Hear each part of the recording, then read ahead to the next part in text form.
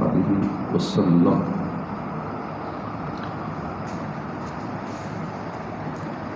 اعلیٰ حضرت امام اہل سنت کا سفر کے مہینے میں عرس منایا جاتا ہے۔ سیدی اعلیٰ حضرت سے لوگ سوالات کرتے تھے مختلف مواقع پر، تو اعلیٰ حضرت ان کے جوابات دیتے تھے اور ان میں بڑی حکمتیں ہوتی تھیں ان جوابات میں۔ بارگاہ اعلیٰ حضرت میں سوال ہوا کہ کیا رکوع اور سجدے میں ایک بار سبحان اللہ کہہ لینے کی مقدار ٹھہرنا کافی ہے؟ سیدی اعلیٰ حضرت نے فرمایا کہ ہاں، رکوع و سجود میں اتنا ٹھہرنا فرض ہے، یعنی ایک بار سبحان اللہ کہہ سکے اتنی دیر، 1-2 سیکنڈ سمجھ لیں، اتنا ٹھہرنا جتنی دیر میں کہتے ہیں سبحان اللہ، اتنا ٹھہرنا جتنی دیر لگی ہے سبحان اللہ، اب اتنا کہنے میں چاہے 1 سیکنڈ لگا 2 سیکنڈ لگے، اتنی دیر ٹھہرنا رکوع میں یا سجدے میں یہ فرض ہے۔ اگر کوئی جلدی نماز پڑھ رہا ہے اتنی دیر نہیں ٹھہر رہا، اس نے فرض چھوڑ دیا، اس کی نماز نہیں ہو۔ یہ بڑا اہم مسئلہ ہے، ہمارے یہاں بہت سارے لوگ اس آفت میں مبتلا ہیں، وقت نکالتے ہیں، مسجد میں آتے ہیں، وضو کرتے ہیں، نمازیں پڑھتے ہیں، مگر نہ جانے کتنی جلدی ہوتی ہے کہ اطمینان سے، سیٹسفیکشن سے نماز نہیں پڑھتے۔ رکوع میں گئے، کھڑے ہو گئے، کھڑے بھی پورے نہیں ہوئے، سجدے میں چلے گئے، صحیح سجدہ بھی نہیں کیا، فوراً اوپر اڑ گئے، جلسہ کیا، جلسہ بھی پورا نہیں کیا، فوراً پھر سجدے میں چلے گئے۔ تو ایسے جلد بازوں کو سمجھ جانا چاہیے۔ سیدی اعلیٰ حضرت رحمۃ اللہ علیہ فرماتے ہیں جو رکوع سجود میں تعدیل نہ کرے، یعنی رکوع سجدے قومہ جلسہ میں کم از کم ایک بار سبحان اللہ کہنے کی مقدار نہ ٹھہرے، چاہے وہ 60 سال تک نمازیں پڑھتا رہے، اس کی کوئی نماز قبول نہیں ہے۔ بلکہ حدیث پاک میں ایک شخص جلدی نماز پڑھ رہا تھا، اسے دیکھ کر حضور نے فرمایا کہ اگر تو اسی حال پر مرا تو دین محمدی پر نہ مرے گا۔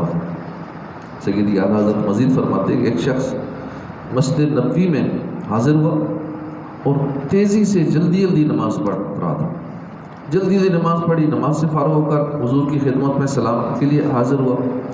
حضور نے فرمایا ارجع فصلی فإنک لم تصلی، واپس جا، پھر نماز پڑھ، تو نے نماز نہیں پڑھی۔ اس شخص نے دوبارہ ویسے ہی جلدی نماز پڑھی، پھر حاضر ہوا، حضور نے پھر وہی فرمایا واپس جا، پھر نماز پڑھ، تو نے نماز نہیں پڑھی۔ اس شخص نے پھر نماز پڑھی، پھر یہی ارشاد ہوا، آخر عرض کی یا رسول اللہ مجھے ایسی ہی نماز پڑھنی آتی ہے، آپ مجھے درست نماز سکھا دیجیے۔ اس پر پیارے نبی صلی اللہ علیہ وسلم نے فرمایا رکوع اور سجدے اطمینان سے کر، رکوع سے سیدھا کھڑا ہو اور دونوں سجدوں کے درمیان سیدھا بیٹھ۔ عموماً لوگ اس میں بہت غلطیاں کر رہے ہوتے ہیں، رکوع کے بعد سیدھا کھڑا نہیں ہوتے، جلدی سجدے میں چلے جاتے ہیں۔ ایک تو سیدھا ہونا ضروری ہے اور دوسرا رکنا ضروری ہے۔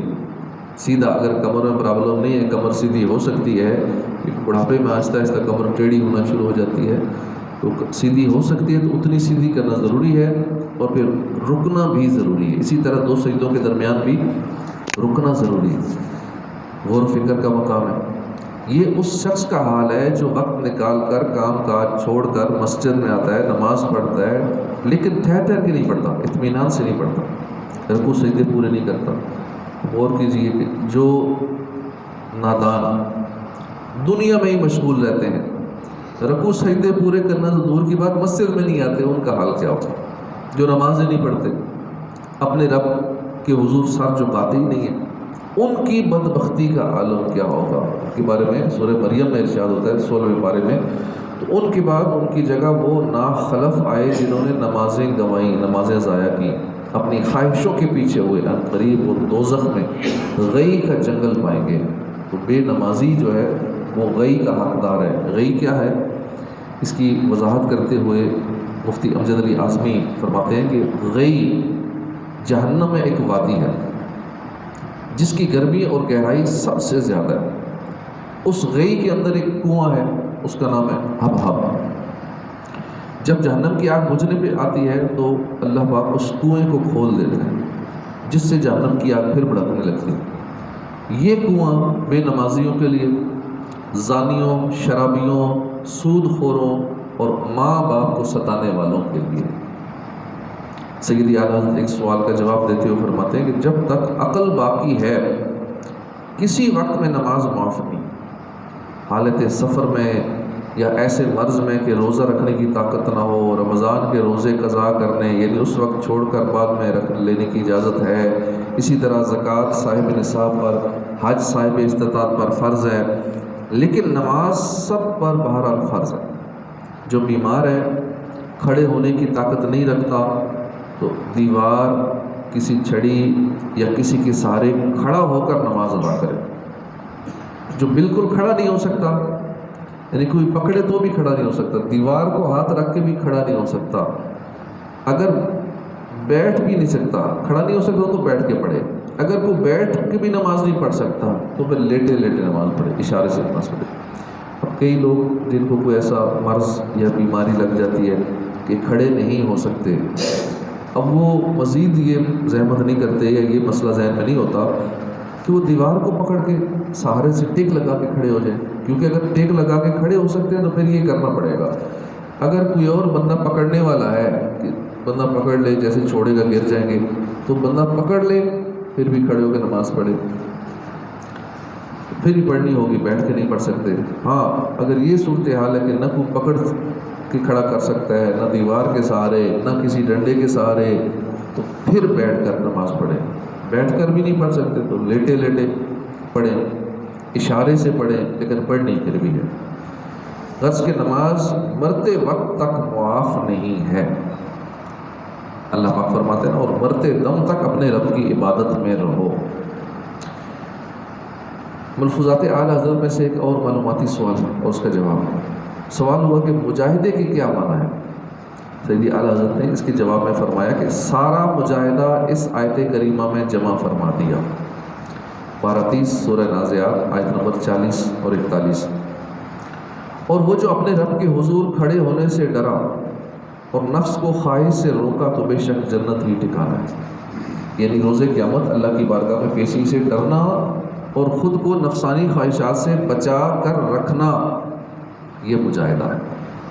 یہ سمجھتے ہیں کہ جنگل میں نکل جانا، غاروں میں عبادت کرنا، شاید یہی مجاہدہ ہے، لیکن یہ بھی بہت بڑا مجاہدہ ہے کہ ہر وقت ڈرتے رہنا کہ رب کی بارگاہ میں حاضر کیسے ہوں گا، اللہ کی بارگاہ میں جب مجھے پیش کیا جائے گا۔ یہاں عدالت میں پیش کرنا ہو تو بندے کا کیا حال ہوتا ہے، کتنا خوف زدہ ہوتا ہے، بڑے بڑے وزیر اعظم پریشان حال ہوتے ہیں کہ عدالت میں پیش ہونا ہے، تو رب کی بارگاہ میں جب پیشی ہوگی تو کتنا بڑا ڈرنے کا مقام ہے۔ تو جو اللہ کی بارگاہ میں پیشی سے ڈرا اور خود کو نفسانی خواہشات سے بچا کر رکھا، بہت بڑا مجاہدہ ہے۔ سیدی اعلیٰ حضرت نے مزید فرمایا یہی جہاد اکبر ہے۔ حدیث پاک میں ہے کفار سے جہاد کے بعد واپس آتے ہوئے حضور نے فرمایا کہ ہم نے اپنے چھوٹے جہاد سے بڑے جہاد کی طرف، ہم اپنے چھوٹے جہاد سے بڑے جہاد کی طرف پھیرے۔ اس ضمن میں سرکار اعلیٰ حضرت نے فرمایا کہ ایک صاحب کو انار کھانے کی خواہش ہوئی، 30 سال گزر گئے مگر انہوں نے انار نہیں کھایا۔ 30 سال کے بعد ایک روز انہیں خواب میں سرکار دو عالم صلی اللہ علیہ وسلم کی زیارت کا شرف نصیب ہوا۔ محبوب خدا امام الانبیاء صلی اللہ علیہ وسلم نے فرمایا ان لنفسک علیک حقا، بے شک تیرے نفس کا بھی کچھ تجھ پر حق ہے۔ یہ صاحب صبح اٹھے اور انار کھا لیا۔ اب نفس نے دودھ کی خواہش کی، اس پر اللہ کے اس نیک بندے نے اپنے نفس کو سمجھاتے ہوئے فرمایا کہ جیسے تو نے انار کھانے کے لیے 30 سال خواہش کی، ایسے دودھ کے لیے بھی 30 سال خواہش کر۔ پھر شاید حضور تشریف لائیں اور پھر حضور فرمائیں کہ دودھ پی لو، تو پھر میں دودھ پیوں جب تجھے دودھ بھی مل جائے گا۔ بس یہی کہنا تھا کہ وہ خواہش ہی ختم ہو۔ تو نفس پہ یوں بوجھ ڈالنا چاہیے، نفس خواہشات کرتا جائے، اس کی خواہشات پوری کرتے جائیں، یہ آگے بڑھتا چلا جاتا ہے۔ تو غور کیجیے ہمارے بزرگان دین اللہ کے نیک بندے کیسے کیسے اپنے نفس کو فضول خواہشات سے روکا کرتے تھے۔ ایک ہمیں بس نفسانی خواہشات کے پیچھے ہی بھاگتے چلے جا رہے ہیں۔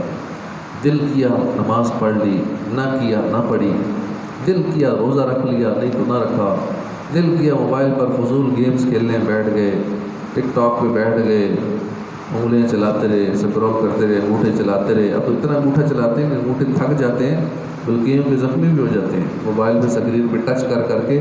تو اس کے لیے انگوٹھوں کے لیے بھی وہ پیڈ آ چکے ہیں چڑھانے کے لیے کہ زیادہ وہ کرنے سے انگوٹھے بھی گھس جاتے ہیں۔ اتنا سکرول کرتے ہیں، کئی گھنٹے اس پہ ٹک ٹاک پہ اور ان چیزوں پہ لگا دیتے ہیں، فضول پوسٹیں دیکھنا شروع کر دیتے ہیں، دل کیا گناہوں بھرے کاموں میں جا پڑے، جو دل کیا وہی کرنا شروع کر دیتے ہیں، یعنی جدھر نفس چاہتا ہے نا خواہشات ساری پوری کرتے جا رہے ہیں۔ کبھی یہ سوچنے کی فرصت ملتی نہیں ہے کہ دل میں جو خواہش ابھر رہی ہے اس کے بارے میں اللہ پاک اور پیارے محبوب کا کیا حکم ہے، دل میں ابھرنے والی اس خواہش کا آخرت میں کوئی فائدہ بھی ہے یا نہیں، میں دل میں ابھرنے والی اس نفسانی خواہشات پر عمل کر کے کہیں قبر و آخرت میں پھنس تو نہیں جاؤں گا۔ یوں غور و فکر کرنے کی عادت عام طور پر نہیں ہوتی، جو سامنے آیا وہی دیکھتے جاتے ہیں، بے پردہ عورتوں کو سوشل میڈیا پہ دیکھتے رہیں گے۔ اب پتہ ہے کہ گناہ کا کام ہے، یہ میوزک کی آواز کانوں میں جائے گی تو گناہ کا کام ہے، کانوں میں اگر میوزک کی آواز آئے گی تو پگھلا ہوا سیسا ڈالا جائے گا، عذاب ملے گا۔ تو میوزک سے بچنا ہے، بدنگاہی سے بچنا ہے، گناہوں سے بچنا ہے۔ اسی طرح کوئی اس طرح کا اور معاملہ ہے جو گناہوں بھرا، اس سے اپنے آپ کو بچانا ہے۔ ایسے ہی سکرول کیے جانا ہے جیسے بس دل چاہے وہی کرتے جانا ہے، تو نفس کی نہیں ماننی، یہ دیکھنا ہے اللہ اور اس کے رسول کا کیا حکم ہے، اس کے مطابق ہم نے ہر کام کرنا ہے۔ اللہ پاک ہمیں توفیق عطا فرمائے، آمین، بجاہ نبی الامین صلی اللہ تعالی علیہ وآلہ وسلم۔